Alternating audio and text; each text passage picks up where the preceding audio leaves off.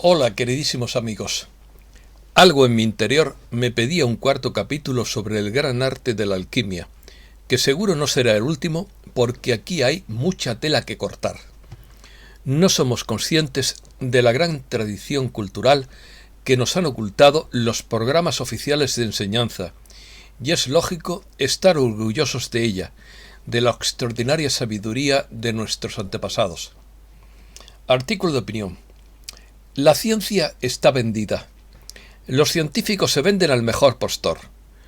Los sabios antiguos fueron más prudentes. Comentario del último libro de Fulcanelli. Toda la creación gime en dolores de parto. España fue la cuna de la alquimia en Europa. La fisión del átomo es una salvajada para un alquimista. El bombardeo de electrones rompe los núcleos atómicos. Esto mantiene al límite el equilibrio de la naturaleza, es decir, se mantiene al límite del equilibrio con la naturaleza. La alquimia es un arte musical y no de colisiones brutales. La alquimia floreció en Sevilla y Santiago de Compostela. Los alquimistas del pasado se opusieron al apetito de poder. La apertura alquímica de la materia crea un combate de dragones. La fusión, y no la fisión, sería el camino correcto para obtener energía. Los antiguos filósofos seguían las vías de la naturaleza sin apresurarse. Una cristalización apresurada produce la prostituta vestida de escarlata. El artista reproduce la evolución del cosmos hasta llegar a la transfiguración. No somos dueños de cambiar la estructura íntima de cada átomo del universo. No hay nada más peligroso que creerse dueño de la fuerza ciega de la materia. Existen límites a lo que está permitido cuya transgresión no le es posible al ser humano. El autor del libro de Job dice claramente, entre comillas, que aquí se rompe la soberbia de tus oleajes. La voluntad de salir del tiempo histórico ha petrificado civilizaciones en las arenas del tiempo. Cuanto más profundo sea el desequilibrio alcanzado, tanto más dura será la corrección del karma. El laboratorio de alquimia del Escorial fue creado por Felipe II y dirigido por Fray Custodio. Fray Custodio de Loeches estuvo 30 años al frente de la Botica Real del Escorial. Diego de Santiago ostentó el título oficial de destilador de Su Majestad Imperial Felipe II. El monasterio de Silos en Burgos conserva todavía una gran parte de su antiguo laboratorio. Carlos V y Felipe II lo hicieron en secreto para evitar la persecución implacable de la Inquisición. Se elaboraban extraños elixires como las delicuescencias de San Posidio y las lágrimas de Ondina. Este laboratorio alquímico real funcionó a pleno rendimiento con unos 500 alambiques. Su objetivo fue encontrar la mítica piedra filosofal para convertir metales simples en plata y oro. Los artistas españoles escondieron los secretos de la alquimia a través de temas religiosos. La civilización española se empantanó por una cristalización de la jerarquía eclesiástica. Dejaron a los trabajadores de la gran obra en la indigencia de una muerte sin recursos. Los alquimistas españoles tuvieron que trabajar en la clandestinidad para evitar la Inquisición. Trabajaron bajo el velo de las artes de botica, de los tintoreros o de la fabricación de pinturas. Los hidalgos y los monjes instalaron sus laboratorios en el fondo de los castillos o de los conventos. Una falsa acusación de brujería o de herejía les habría costado entonces la cárcel o la hoguera. Por eso los artistas españoles transmitieron los secretos de la gran obra a través de temas religiosos. Comenzamos. Los hombres de ciencia han abandonado el control de su trabajo a los nuevos príncipes de la política, opina Fulcanelli en su último libro Finis Gloriae Mundi, sobre la interpretación del cuadro del mismo título de Juan Valdés Leal, que se expone en el antiguo Hospital de la Santa Caridad de Sevilla. Esta pintura representa el comienzo del realismo español, que arroja una mirada implacable sobre las miserias materiales y morales de aquel tiempo. Según Fulcanelli, los adeptos del pasado pusieron siempre en guardia a sus discípulos contra el apetito de riqueza y poder que tenían los reyes. Es por ello que fue criminal el lanzamiento de la bomba atómica sobre Hiroshima, ordenado por Truman, no sólo por los sufrimientos infligidos a las víctimas directas, sino también por el quebranto que resultó para el alma y el espíritu de la humanidad. También critica Fulcanelli que en las centrales nucleares la obra apenas excede el estadio preparatorio, de donde la acumulación de tantos residuos envenenados, cuyo actual tratamiento no es más que una siniestra farsa. A su juicio, los físicos se han contentado con quebrar la materia para descubrir su estructura interna. Se trata a menudo de bombardeos violentos mediante flujos de electrones que se precipitan y percuten contra la delicada arquitectura de los núcleos atómicos. Es por ello que la industria de las centrales nucleares sigue utilizando todavía el choque redoblado para arrancar la energía de los cuerpos espontáneamente inestables, que se mantiene al límite de las posibilidades de equilibrio de la naturaleza. Por el contrario, la alquimia es un arte musical, un arte de resonancia y no de colisiones brutales. Esto se manifiesta en el laúd colocado detrás del mortero sobre el platillo derecho de la balanza del lienzo de Valdés Leal. El artista reproduce el proceso que sustenta la evolución del cosmos a una escala más reducida, hasta llegar a eso que los antiguos llamaban reintegración o transfiguración. La apertura alquímica de la materia establece tales resonancias a nivel de núcleo que se acompaña de una actividad violenta descrita como un combate de dragones mitológicos que es absolutamente necesario dominar y contener. La prostituta escarlata. Una cristalización demasiado apresurada produce la prostituta vestida de escarlata del Apocalipsis, que atrae las impurezas, que no alimenta a nadie, que ya no participa en la evolución de la naturaleza y que está sometida a una lenta degradación. Esta prostitución de la gran obra ocurre cuando se quiere tomar un atajo y saltarse una etapa necesaria. Lo más temible en la alquimia humana es la tentación de obtener un resultado estable antes de que el fruto esté maduro. La voluntad de salir del tiempo histórico cuando no se ha conseguido nada todavía ha petrificado civilizaciones enteras, de las que no quedan sino muros enterrados en las arenas del tiempo y muchas tumbas expoliadas por los profanadores. El nuevo milenio ve resurgir la tentación de acabar con la civilización occidental, con una triunfal salida de la historia, y acelerar un proceso degenerativo con la esperanza de alcanzar mecánicamente una nueva era dorada gracias a un cataclismo indeterminado. Felizmente, dice Fulcanelli, existen límites a lo que está permitido, cuya transgresión no le es posible al ser humano. El autor del libro de Job dice claramente que aquí se rompe la soberbia de tus oleajes. Y el salmista insiste, pusiste un límite que no sobrepasarán. Pero como ocurre en el cuadro de Valdés Leal, si la intervención de la mano divina es indispensable para la regulación cósmica, cuanto más profundo sea el desequilibrio alcanzado, tanto más duras serán las oscilaciones que repondrán a los platillos en su posición óptima, como ocurrió con el hundimiento de la Atlántida. Los antiguos filósofos insistían en la necesidad de apresurarse lentamente y de seguir las vías de la naturaleza.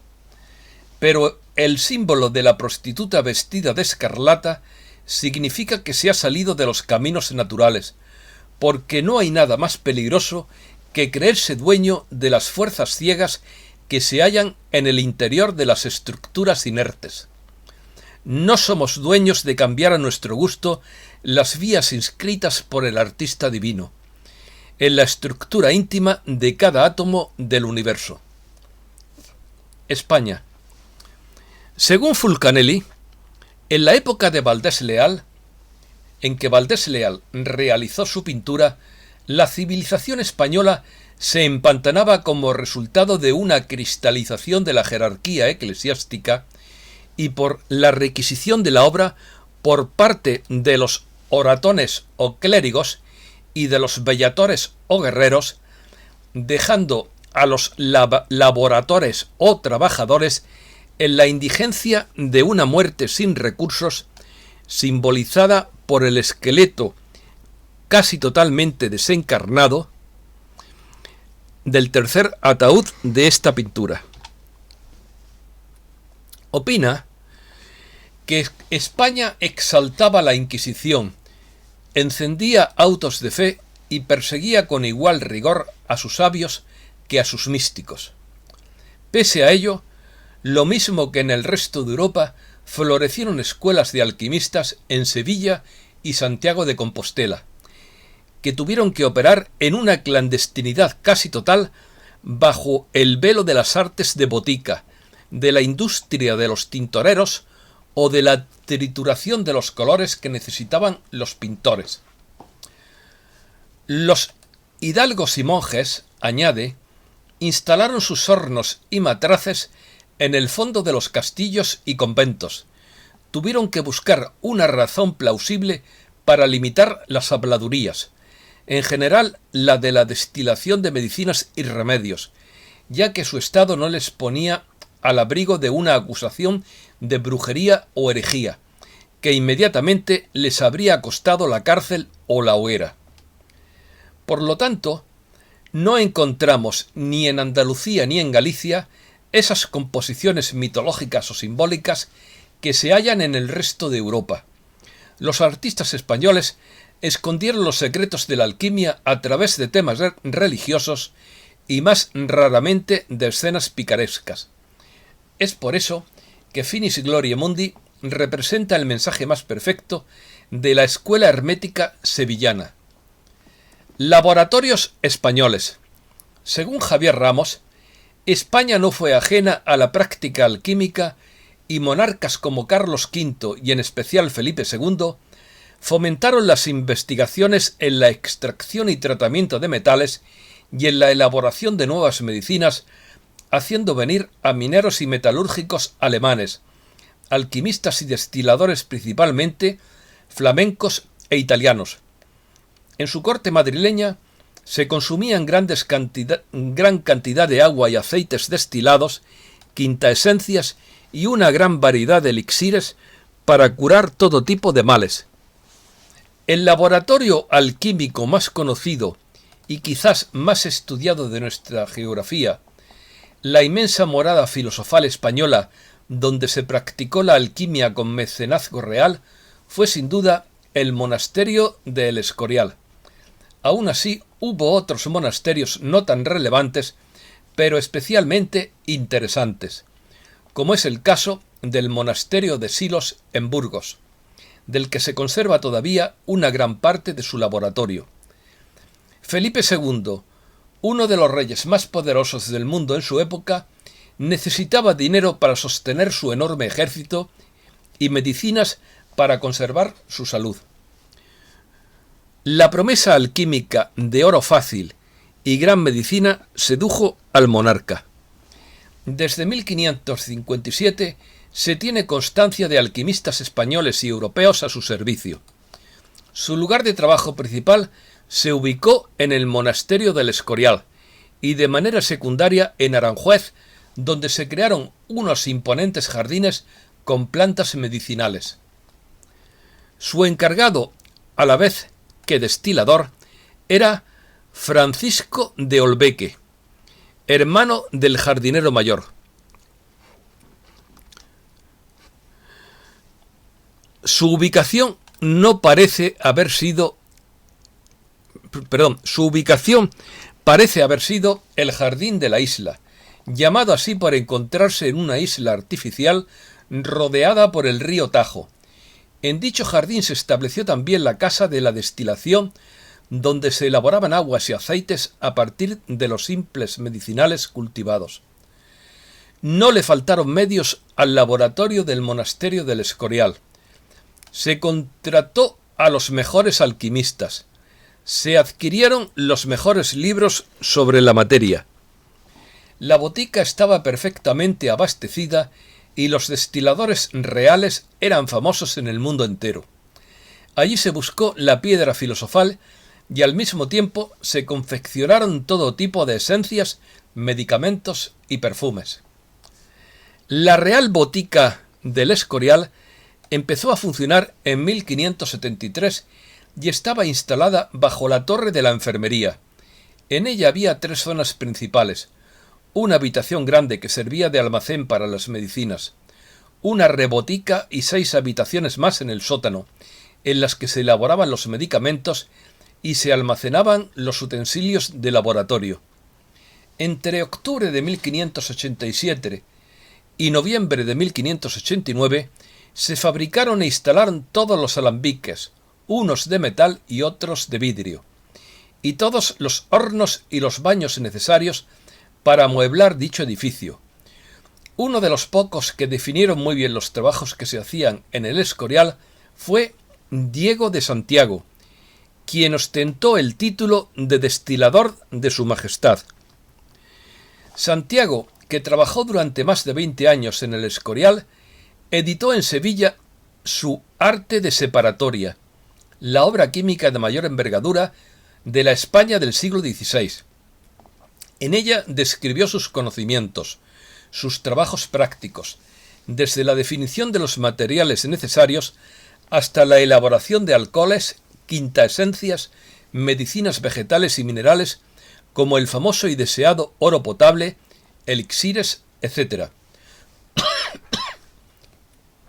Silos fue otro de los escenarios alquímicos por excelencia de nuestra geografía. En 1705 se construyó en su monasterio una botica con el fin de asistir a los enfermos, fueran o no monjes. Además, se creó un jardín botánico de plantas medicinales y se adquirieron libros de referencia. La biblioteca de la botica dispone hoy de 1024 volúmenes antiguos, algunos del siglo XVI, cuya joya es un Dioscórides editado en 1525. Por si no lo saben, según creo, un Dioscórides es una enciclopedia de plantas medicinales que todavía se sigue editando. Versiones modernas, claro está. El Escorial. Una de las cosas que no sabía sobre el monasterio del Escorial es la existencia de la Casa de Aguas, un laboratorio secreto de alquimia construido en la torre de la botica del monasterio para ocultar el interés que Felipe II tuvo por las ciencias esotéricas, según un artículo publicado en el sitio web de Coordenadas de la Historia. Se dice que su destino era encontrar la mítica piedra filosofal que permitía convertir metales simples en plata y oro. Bien es probable que Felipe II, aún reticente a creer en semejante transmutación, se apoyase en la alquimia para superar, fuese como fuese, la crisis de impagos que sufría el Estado español durante su reinado. Eso sí, siempre con sus secretarios como intermediarios para protegerse. Se sabe de unos manuscritos intercambiados por Felipe II y su secretario Pedro de Hoyo, hacia el mes de febrero de 1567, donde se mantiene una conversación de varios días. Se habla de un proceso en el que se cree poder convertir los metales simples, como el cobre, en plata y oro, todo ello en secreto y con sumo cuidado, debido a que la alquimia era perseguida por la Inquisición en esa época. Tesoros científicos. Según Rafael Fraguas, el monasterio de San Lorenzo del Escorial, 50 kilómetros al noroeste de Madrid, esconde tesoros científicos innumerables. Entre 1585 y 1590, es el aire acondicionado, El rey Felipe II, gran coleccionista de libros esotéricos de alquimia, nigromancia y brujería, mandó instalar bajo una de las torres del monasterio Jerónimo una botica. Con biblioteca propia llegó a albergar hasta 500 alambiques. Todo un laboratorio alquímico funcionó allí a pleno rendimiento. En la desamortización de bienes de la Iglesia, en 1834, la botica fue dispersada. Su botamen, el conjunto de recipientes de porcelana donde se almacenaban sus labores vegetales, fue a parar a la farmacia escurialense de la familia Ruiz Capilla, hoy de Ángel Fernández. Seguidor de aquellos esfuerzos por mantener el monasterio como fortaleza de raros saberes, lo fue un químico nacido en 1948 en Lores, al norte de Palencia, llamado Agustín Fernández, que se formó en la Orden de San Agustín, rectora del monasterio desde 1885. Allí cursó el noviciado durante los años 60, pero su vocación la amplió hacia la química, disciplina en la que se licenció en la Complutense. Sería profesor de esta materia durante 2 décadas en el Real Colegio Alfonso XII, que ocupa el ala norte del monasterio.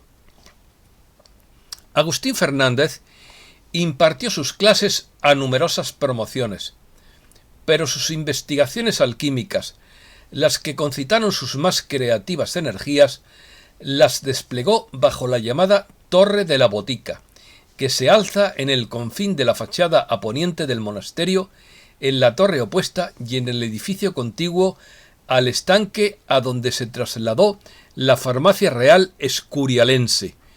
Todo un conjunto de retortas, alambiques y matraces.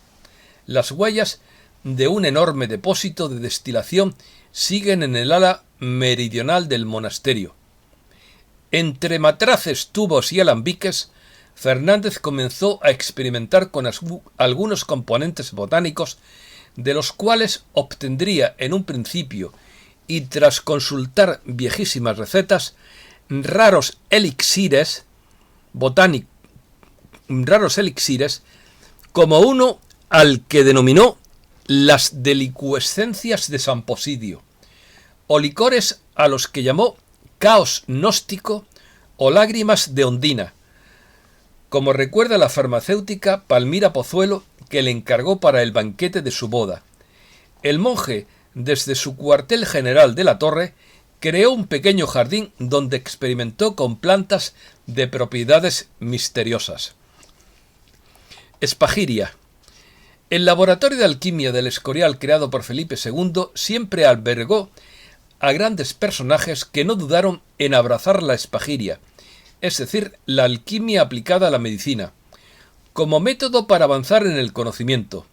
Por aquí habían pasado los grandes boticarios de toda Europa y fue Fray Custodio de Loeches se iba a convertir en uno de ellos.